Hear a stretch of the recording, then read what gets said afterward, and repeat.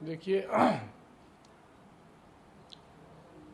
किसी की शिकायत करना एक नेचर में आया है लोगों को। तेजस्वी जी को सबसे पहले पूर्व का इतिहास समझना चाहिए कि 1990 से लेके और 2005 तक तेजस्वी जी के परिवार का शासन था, चाहे वो आदरणीय लालू प्रसाद यादव जी हों और जो भी उनके परिवार का शासन था 15 वर्ष।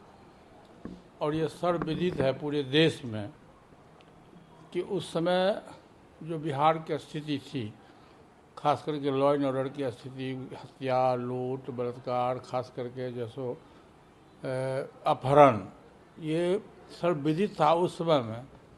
तो इसीलिए हमको लगता है कि तेजस्वी जी को कोई नैतिक अधिकार नहीं है इस बिहार सरकार के खिलाफ में बोलने का। और दूसरी बात यह है कि अभी से कुछ दिन पहले 17 महीना वो भी बिहार सरकार के साथ थे। क्या उसमें बिहार में क्राइम नहीं हुआ था? क्या उसमें भी क्राइम था? उनके शासनकाल में जब डिप्टी चीफ मिनिस्टर थे उसमें भी क्राइम होता था बिहार में, उतना ही आज भी हो रहा है।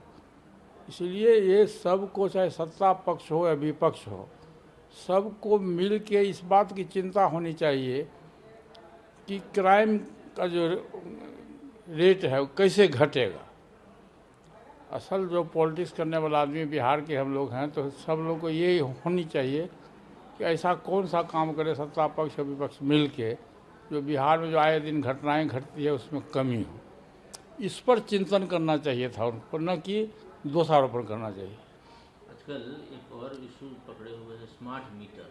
राष्ट्रीय जनता दल का सीधा आरोप है कि इसमें गड़बड़ी है, घोटाला हो रहा है इसके आड़ में। हाँ, देखिए स्टाफ में वो जो मीटर है ये तो जांच का विषय है। ये तो शिकायत मिली है बहुत जगह कि मीटर में गड़बड़ी है और बिल 10 गुना अधिक आ जाता है। तो बिहार सरकार को चाहिए कि जो जहाँ जहाँ उसकी जांच करावे या जहाँ उसमें कमी पावे, जहाँ उसमें मान लीजिए मशीन खराब हो सकता है, तो जहाँ जहाँ मशीन खराबी है उसको चेंज कर दे या कुछ नया पॉलिसी बनावे। लेकिन आरजेडी तो बोल रही हम 1 तारीख से आंदोलन करेंगे, इसको नहीं रहने देंगे स्मार्ट मीटर। अब है तो आरजेडी का मामला, हम तो आरजेडी में है नहीं, वो आरजेडी का मामला है। लेकिन होना चाहिए कि जहाँ जो गड़बड़ी है उस गड़बड़ी में कैसे कैसे सुधार होगा, ये होना चाहिए। लालू जी का एक ट्वीट आया है, बिहार का मतलब बलात्कार, बिहार का मतलब बलात्कार, कैसे? इस आपको हम बोल दिए कि 1990 से 2005 का इतिहास देखिए, उससे यदि अभी अधिक हुआ होगा तब उनका ट्वीट काम करेगा। 2019 से लेकर, जैसे 1990 से लेके और 2005 में क्राइम का क्या रेट था बिहार में, चाहे बलात्कार हो, लूट हो, हत्या हो, अपहरण हो, वो 15 वर्ष का इतिहास उठाइए और ये 15 वर्ष का, 17 वर्ष का इतिहास उठाइए। यदि उससे अधिक होगा तब तो कहिएगा आप। इसलिए दोनों समय तो वही हुआ है। बाढ़ की स्थिति पर क्या कहेंगे? बाढ़ की स्थिति तो बहुत भयानक बाढ़ की स्थिति है, बहुत भयानक है। हमको लगता है कि 40-45 वर्ष के बाद ये रिकॉर्ड टूटा। आपको जहाँ तक याद है कि 1987 में बाढ़ आया था तो हम लोग के घर में 4 फीट पानी चला आया था 87 के बाढ़ में। और उसके बाद इस बार देख रहे हैं, उस पर बिहार सरकार को 100% मुस्तैदी के साथ बाढ़ सुरक्षा की व्यवस्था करनी चाहिए। जो लोग बाढ़ में फंसे हुए हैं, दाना के लिए लोग लड़ाई है, घर से बेघर हो गए हैं, उन लोगों की व्यवस्था बिहार सरकार को युद्ध स्तर पर करना चाहिए। जैसे इमरजेंसी लागू होता है उस तरह से इमरजेंसी लागू करके जहाँ कहीं भी बाढ़ का इलाका है उस पर सब काम छोड़ के बिहार सरकार को बाढ़ पीड़ित की रक्षा करनी चाहिए। सर 2025 का चुनाव सर पर आज आपने मीटिंग भी की, क्या कहेंगे? देखिए 2025 का चुनाव हम नहीं चाहते हैं कि 2024 की पुनरावृत्ति हो। नटसेल में आपको बता रहे हैं कि 2024 में हम 5 सांसद थे, हमारी पार्टी के 5 सांसद हम लोग थे और 5 सांसद का टिकट काट दिया गया। कारण मैं नहीं जानता हूँ कि क्या कारण था, जबकि हम लोगों पर कोई आरोप प्रत्यारोप नहीं था।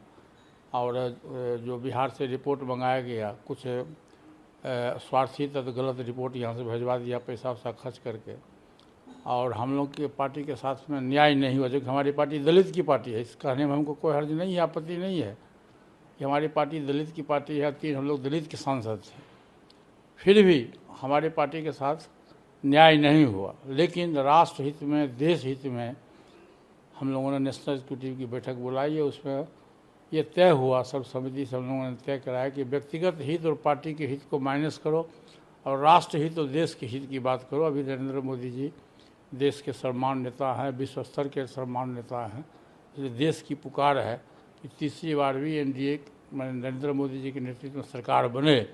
इसलिए व्यक्तिगत हित को हम लोगों ने माइनस किया और माइनस करके हम लोग एनडीए गठबंधन को साथ लिए। अब 2025 का चुनाव है, तो आज से 3 महीना पहले हम लोगों ने फिर बैठक बुलाई थी और हम लोगों ने केंद्र की में एनडीए सरकार को भी हम लोगों ने कहा कि भाई हमारा जो अधिकार है, हमारा जो संगठन है, हमारे संगठन के हिसाब से जो जिताऊ उम्मीदवार है मेरे पास में, आप उसको टिकट दीजिए। यदि 2025 में सम्मानजनक समझौता हुआ, सम्मानजनक हम लोगों को सीट मिला, हम लोग पहला चॉइस, हम लोगों का फर्स्ट चॉइस है एनडीए गठबंधन। क्योंकि हम लोग आज भी नरेंद्र मोदी जी को नेता मानते हैं, देश के हित के लिए विश्व स्तर के सबसे बड़े नेता हैं। तो हम लोग का प्रयास ये रहेगा कि एनडीए गठबंधन के तहत हम लोग हैं और हम लोग एनडीए गठबंधन के तहत रहें। यदि कोई विशेष परिस्थिति होगी तब हम लोग पूरे देश के जो हमारा पार्टी का संगठन है, हम वर्कर्स को बुलाएंगे। वर्कर्स को बुलाने के बाद जो वर्कर्स की राय होगी उस पर हम लोग फैसला लेंगे। क्या 243 सीट पर लड़ सकते हैं बिहार में? अरे भाई, यदि आप हमको सीट नहीं दीजिएगा, सीट नहीं मिलेगा तो परिस्थिति देखा जाएगा।